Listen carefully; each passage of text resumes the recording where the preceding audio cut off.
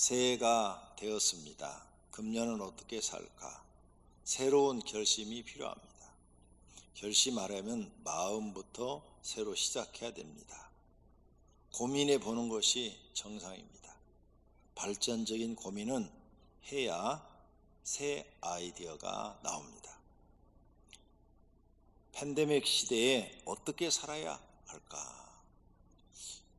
어제 집에서 이렇게 TV를 보는데 어떤 기업가가 나와서 새해 이 팬데믹 시대 때 기업이 어떻게 하면 살아남을까 그런 얘기를 하더라고요. 그걸로 고민하고 있다고. 그리고 모 그룹 회장이 현상 유지만 돼도 좋겠다. 그래서 목표를 금년은 지난보다 더 어려울 것 같아서 그 그룹 전체를 현상 유지하는 걸로 잡았다. 이렇게 말을 하더라고요. 우리도 새해 이런 환란의 시대에 어떻게 목표를 정하고 1년을 살 것인가 생각을 하셔야 됩니다. 예를 들면 나는 언제 예수님이 오셔도 들림받을 정도로 신앙생활을 잘 하겠다. 재림 준비를 하면서 신앙생활을 하겠다. 또 7년 대환란 혹 들림을 못 받을 수도 있으니까 들림을 못 받으면 들림 사건이 7년 대환란 초기, 중기, 후기 이렇게 3개가 기록되어 있는데 언제 일어날지 아무도 모르는 거예요. 날짜와 시는 아무도 모르니까 만약 7년 대환란 후반기로 지나가면 굉장히 기독교인들이 핍박을 받고 어렵다는데 거기에 대해서 나는 어떻게 준비를 해야 되겠다. 또 먹는 문제도 굉장히 고난을 받는데 그건 또 어떻게 준비를 해야 되겠다. 뭐 이런 생각이 있어야 된다는 거죠. 그 다음에 이런 시대에도 절대적으로 하나님의 도움이 필요한데 나는 어떻게 해서 하나님의 도움을 받아야 되겠다. 우리 가정에 지출이 많은데 수입을 좀 늘리는 방법은 뭘까? 수입을 늘리는 그런 방법도 찾아봐야 된다는 거죠. 그 다음 보통 한 가족이 4명이 사니까 4명 아니면 5명 이렇게 구성되어 있는데 지출이 또 많아요. 어떻게 지출을 좀 줄여서 전략해 볼까? 이런 것도 생각해 봐야죠. 지난해처럼 막 썼더니 1년 통계를 내보니까 가계부가 적자다. 그러면 어떻게 지출을 줄여서 이 적자를 나지 않도록 하는 방법이 없을까 생각하셔야 돼요. 가족이 화목하게 사는 방법. 우리 가정은 화목하게 살고 있는데 더 화목하게 사는 방법은 없을까? 더 행복하게 사는 방법. 또 우리 가정은 서로 의견이 안 맞아서 불화한데 금년에는 좀 화목하게 사는 방법이 없을까 찾아보셔야 돼요. 또 사업을 잘하는 방법 등 생각하셔야 돼요. 발전적인 고민은 하셔야 됩니다. 그렇다면 금년을 좀 더 보람있게 살고 새 마음으로 살려면 과거를 빨리 잊어버리셔야 됩니다. 과거에 사로잡혀서 살면 안 됩니다. 하나님은 에스겔 선지자에게 잘 가르쳐주고 있어요. 인자야, 너는 내 민족에게 이르기를 의인이 범죄하는 날에는 그 공의가 구원하지 못할 것이요 악인이 돌이켜 그 악에서 떠나는 날에는 그 악이 그를 넘어뜨리지 못할 것인즉 의인이 범죄하는 날에는 그 의로 말미암아 살지 못하리라. 무슨 말인가 하면 지난해까지 내가 의롭게 살았어요. 하나님 앞에 의인처럼 말씀대로 살았어요. 근데 금년에는 내가 내 멋대로 살았어요. 그러면 지난해까지의 그 말씀대로 산 것 때문에 너는 구원받지 못하고 올해 죄지 있는 그것 때문에 너는 죽는다는 거예요. 심판받는다는 거예요. 살지 못하리라. 13절 가령 내가 의인에게 말하기를 너는 살리라 하였다 하자. 그가 그 공의로 스스로 믿고 죄악을 행하면 그 모든 의로운 행위가 하나도 기억되지 아니하리니 그가 그 지은 죄악으로 말미암아 곧 그 안에서 죽으리라. 내가 지난해까지 열심히 신앙생활 했는데 나는 이제 하나님의 일을 이만큼 많이 해놨으니까 올해는 그냥 대충 살아도 돼, 대충 신앙생활 해도 돼, 이렇게 하면서 죄를 범하면은 하나님께서 그 죄로 인하여 지난해 의가 다 없어지고 너는 죽는다는 거예요. 그러니까 이건 뭐예요? 과거에 연연하지 말라는 거죠. 오늘 현재가 중요하다는 거예요. 현재 네가 하나님을 잘 믿느냐, 말씀대로 사느냐, 선을 행하냐, 의를 행하느냐, 하나님 앞에 충성하느냐, 이게 중요하다는 거죠. 나 과거에 뭐 이렇게 잘했는데 과거 아무 소용없다는 거죠. 그 다음에 죄에 대해서 얘기를 합니다. 가령 내가 악인에게 말하기를 너는 죽으리라 하였다 하자. 너는 죄로 인하여 너 이제 죽어, 이렇게 말했다 하자. 그가 돌이켜 자기의 죄에서 떠나서 정의와 공의를 행하여 저당물을 도로 주며 강탈한 물것을 돌려보내고 생명의 율례를 지켜 행하여 죄악을 범하지 아니하면 그가 반드시 살고 죽지 아니할지라. 네. 그러니까 과거에 지난해 죄를 많이 졌어요. 근데 오늘부터 하나님 말씀을 듣고 깨닫고, 이제 난 죄 안 져, 정의와 공의롭게 살 거야, 그리고 내가 남에게 피해를 준 사람들은 다 보상을 해줄 거야, 그러면서 다 보상을 해주네. 나한테 피해를 준 사람, 돈 빌렸는데 안 갚은 사람 다 갚아주고 다 피해를 보상해주고 이제 공의와 정의롭게 살면 지난해까지의 모든 죄를 하나님 묻지 않겠다는 거예요. 묻지 않고 금년에 네가 정의롭고 공의롭게 삶, 그것을 보고 너를 용서해주고 너는 이제 살리라. 16절, 그가 본래 범한 모든 죄가 기억되지 아니하리니 그가 반드시 살리라. 지난해까지 지은 모든 죄가 기억하지 않으시겠대. 하나님께서 반드시 산다고 약속을 하고 계시는 거예요. 이는 정의와 공의를 행하였습니다. 그러므로 성도님들, 지난해 내가 잘했든 못했든 잊어버리시고 금년에는 어떻게 하면 내가 하나님 앞에 더 인정을 받을까, 상을 받을까, 복을 받을까, 이러한 마음으로 시작하고 한 해를 보내시기를 바랍니다. 이 말씀은 과거는 소용없다는 거죠. 현재와 미래가 중요하다는 겁니다. 현재 신앙에 따라 미래가 결정되기 때문입니다. 그래서 과거는 잊어버리고 현재와 미래를 바라보라는 거죠.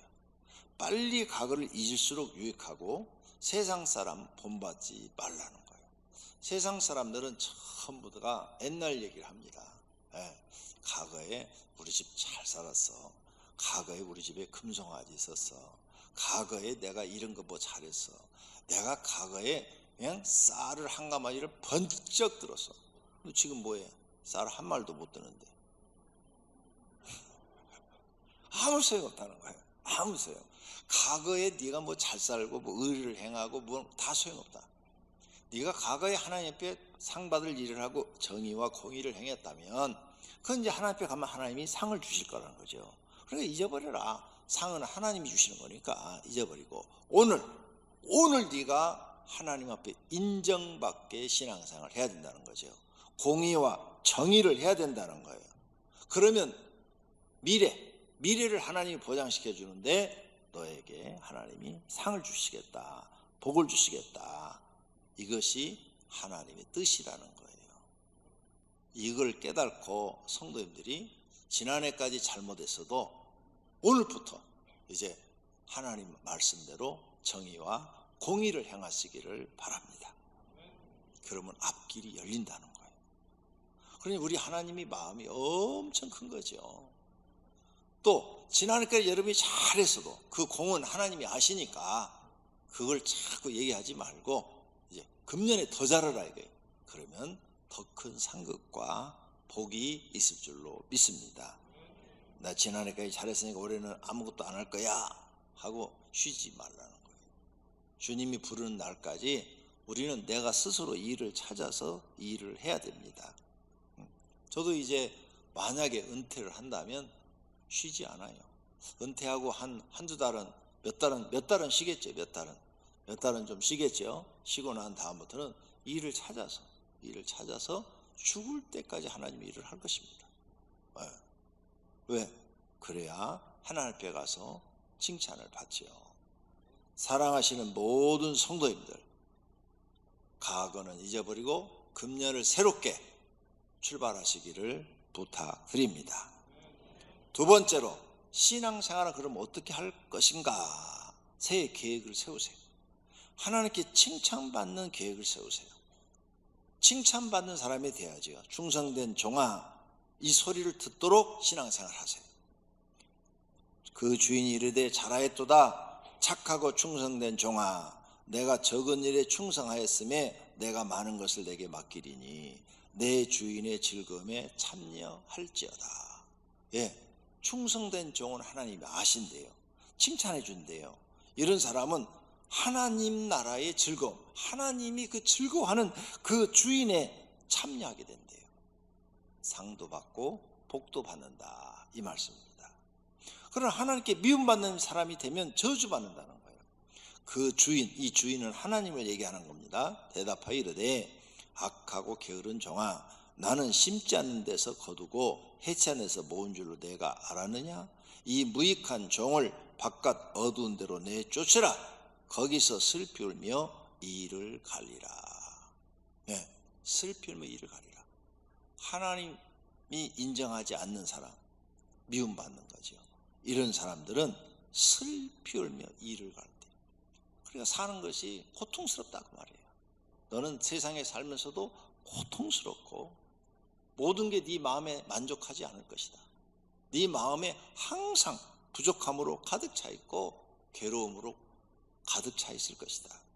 그리고 영벌을 받는 곳으로 가서 슬피 울며 이를 갈 것이다, 이 말씀이에요. 그러니까 하나님 앞에 칭찬받느냐 미움받느냐, 굉장히 중요한 거예요. 그래서 신앙생활 내가 할 때 칭찬받는 사람이 돼야 되죠. 올해 목표는 내가 하나님께 칭찬받기 위해서는 무슨 일을 할까 생각해 보시고 칭찬받는 분들이 되시기를 바랍니다. 또 예수님이 말씀한 걸 기억해야 돼요. 작은 일에 충성된 자는 큰 일도 충성되고 작은 일에 게으른 자는 큰 일도 게으르다는 진리의 말씀을 깨달아야 합니다. 작은 일을 안 하는 사람은 큰 일도 못한다는 말씀이에요. 지극히 작은 것에 충성된 자는 큰 것에도 충성되고 지극히 작은 것에 불의한 자는 큰 것에도 불의하다, 이 말씀을 하셨는데 이 원리는 모든 일에 적용돼요. 교회에서도 가정에서도 회사에서도 인정받는 사람이 되어야 한다는 것이에요. 인정받는 사람이 되려면 조그만 일도 열심히 하는 사람이 되라. 하나님께 인정받으려면 하나님께도 노력이 필요해요. 그런 사람이 하나님께 상도 받고 복도 받습니다. 그런데 이 일을 안 하려고 하는 사람은 받을 것이 없다는 얘기입니다. 남녀 모두가 적용되는 말입니다. 세 번째로, 새 마음으로 시작하십시오. 하나님과 관계부터 새 마음으로 시작하시면 됩니다. 우리가 제일 중요한 게 뭐냐? 예수 믿는 사람은 하나님과 나와의 관계예요. 하나님 앞에 내가 인정받고 하나님 앞에 내가 칭찬받으면 그 사람은 장래는 길이 쫙 열립니다. 근데 하나님과 관계가 내가 뒤틀리면 여러분이 세상을 날아다니는 재주가 있어도 떨어집니다. 안 돼요. 아무리 실력이 있어도 안 됩니다. 하나님께 인정받지 못하면 다른 것도 인정받지 못합니다. 그래서 예수 믿는 사람은 하나님과 관계가 좋아야 돼요. 하나님과 좋은 관계를 맺기 위해서는 내가 하나님을 사랑할 줄 알고 또 이웃을 사랑할 줄 알고 순종할 줄 알고 계명을 지킬 줄 알고 하나님을 경외하고 경배할 줄 알고 하나님을 섬길 줄 아는, 이런 걸 실천해 하셔야 됩니다. 그러면 하나님이 기뻐하시고 이런 일을 하는데 다른 사람 눈에 띌 정도로 나타날 정도로 하십시오. 그래야 인정받고 칭찬받는 사람이 됩니다. 교회 생활도 마찬가지입니다. 예배, 기도, 헌신, 헌금, 사명, 충성, 봉사, 전도 등 하나님께 상 받을 일을 해야 돼요. 상 받을 일을 해야 하나님 앞에 상을 받죠. 일도 안 하고 싹스를 어떻게 받습니까? 그 집에 유하며 주는 것을 먹고 마시라. 일꾼이 그 싹스를 받는 것이 마땅하니라. 예수님이 직접 하신 말씀이에요. 예수님은 성자 하나님이셔요. 하나님이 직접 말씀했어요. 일꾼이 그 싹스를 받는 것이 마땅하다. 당연히 이랬으면 싹 받아야죠. 우리 주인 되신 하나님은 정의와 공의를 실천하신 분이에요. 절대 싹스를 떼어먹는 분이 아니에요. 그래서 반드시 싹스를 줍니다. 일을 안 한 사람이 회사에 가서 싹스를 달라고 그러면 누가 회사에서 싹스 줍니까? 안 주지요. 일을 한 사람이 받을 자격이 있는 겁니다. 이것이 당연한 세상의 이치입니다. 하나님께 싹 받고 싶으세요? 상 받고 싶으세요? 복 받고 싶으세요? 일을 하세요. 하나님이 원하는 일을 해드리세요. 그러면 하나님은 반드시 상을 주시고 싹스를 주시는 분인 것을 경험하게 될 줄로 믿습니다.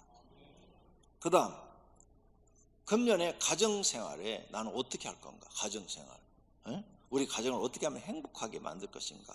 그럼 가족을 섬겨야 되겠죠. 가정 경제에 도움이 되겠죠. 가정을 행복하게 하려면 가정 경제에 도움을 줘야죠. 또 서로 가족끼리 서로 돕기를 해야 되겠죠. 서로 안 도우면 서로 도우라고 말을 해야 되겠죠. 가정 예배도 드려야 되겠죠. 교인 보감도 하면서 우리가 이렇게 한번 성장해 보자, 이렇게 해야 되겠죠. 가족에게 도움이 되는 사람이 되세요. 피해자가 되지 마세요. 그 사건 사고에 보면 전부가 다 가족들에게 피해자들이 돼가지고 가족을 다 망치는 사람들이 많이 나오잖아요. 그런 사람 절대 되지 마세요. 가족을 도와주는 사람, 가족을 살리는 사람이 돼야 돼요. 가족에게 피해를 주는 사람이 되면 미안하잖아요. 평생 보고 살아야 되는데 내 가족이 나 때문에 피해를 받는다. 얼마나 미안합니까? 미안한 짓을 하지를 말아야죠.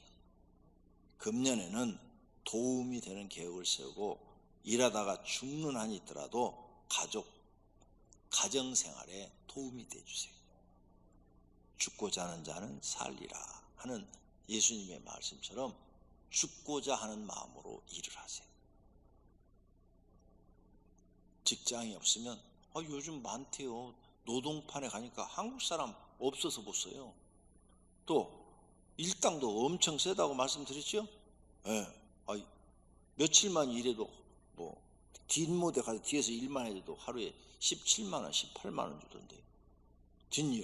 뒷일 내가 해보니까 별로 할 것도 없던데.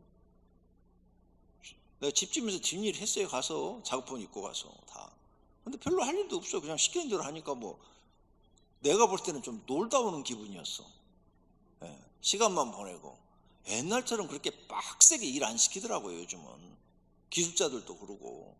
옛날에는 진짜 막 쉴 틈 없이 사람이 일을 시켰는데 요즘은 설렁설렁 일을 하는 것 같아요.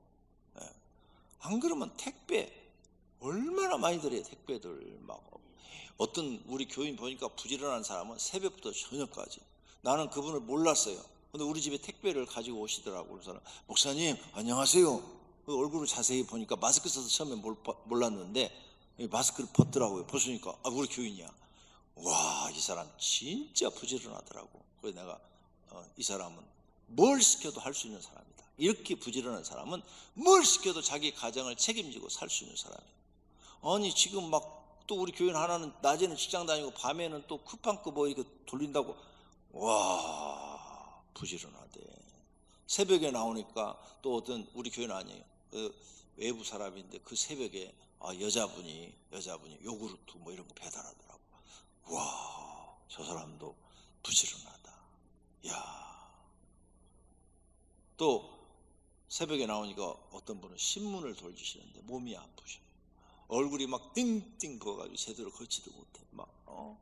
그분이 또 신문을 돌리더라고. 새벽 기도 올라오게 보니까. 그래서 기도하다가 막 떠올라가지고 100만 원을 내가 주려고 주머니에다 봉투에다 딱 넣었어요.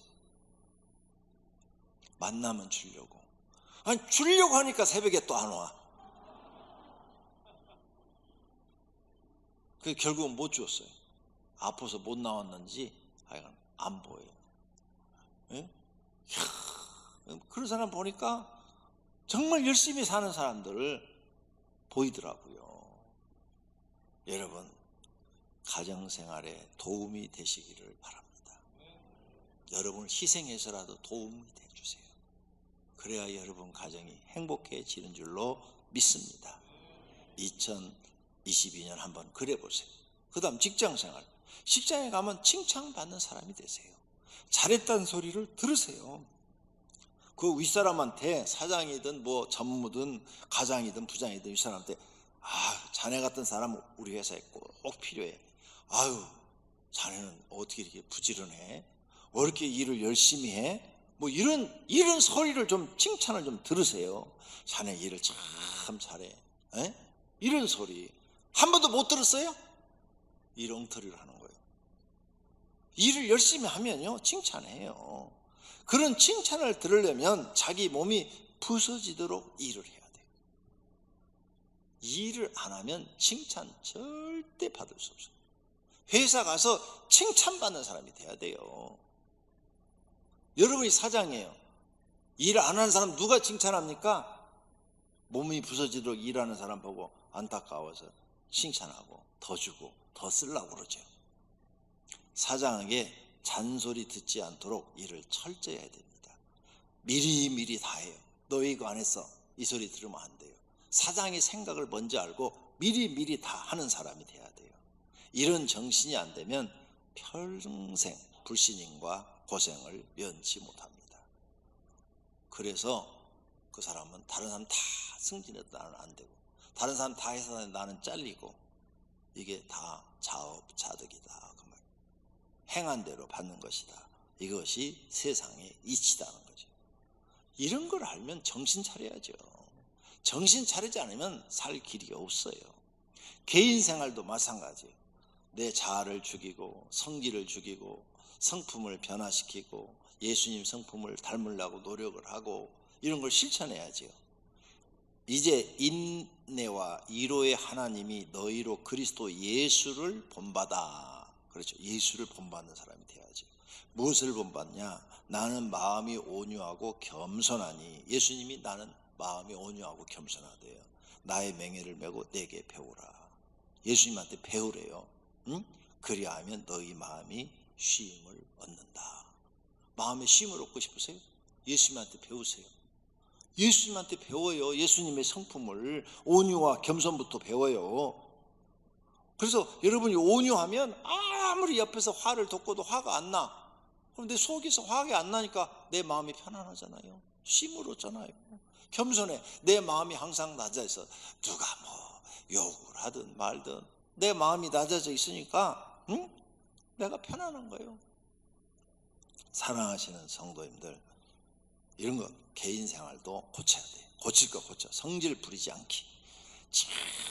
절대로 성질 안 부리겠다. 어떤 상황에서도 성질 안 부리겠다. 말 함부로 하지 않겠다. 지키지 못할 약속은 하지 않겠다. 에? 괜히 그냥 기분을, 여보 이거 내가 다 해줄게, 이거 해줄게. 그러고 하나도 안 하니까 부인이 뻥쟁이, 말로만 하나도 신뢰를 안 하는 거예요. 앞으로 지키지 못할 약속은 하지를 마라. 회사하고 친구고 지키지 못할 약속은 하지를 마라. 그건 못 지킬 것 같은데요. 그건 안 될 것 같은데요. 딱 얘기를 해요. 나부터 고쳐요. 나부터. 그래야 신뢰를 얻습니다. 신뢰를 얻어야 인정을 받는 거고 칭찬을 받는 것입니다. 결론으로 새해 첫 출발부터 좋은 생각을 하세요. 잘못된 것은 가감하게 고치세요. 그래야 내 인생이 달라집니다. 내 그 나쁜 습관을 고치지 않으면 절대 내 인생은 바뀌지 않습니다. 마음도 달라져야 돼요. 그래야 새 출발이 시작이 되는 것입니다. 지난해 모든 것을 잘하신 분들은 계속 그렇게 하시면 됩니다. 잘못하신 분들은 새 마음으로 새롭게 출발하십시오. 자신을 고치는 일이 어려운 일입니다. 결심하고 또 결심해도 흔들리는 일입니다. 하지만 고치면 복이 됩니다. 남의 단점을 고치려 하지 말고 자신의 단점을 고치셔야 됩니다. 그러면 성장하고 복이 됩니다. 새해는 새로운 마음으로 시작해 보십시오. 좋은 일이 많이 생길 줄로 믿습니다. 할렐루야.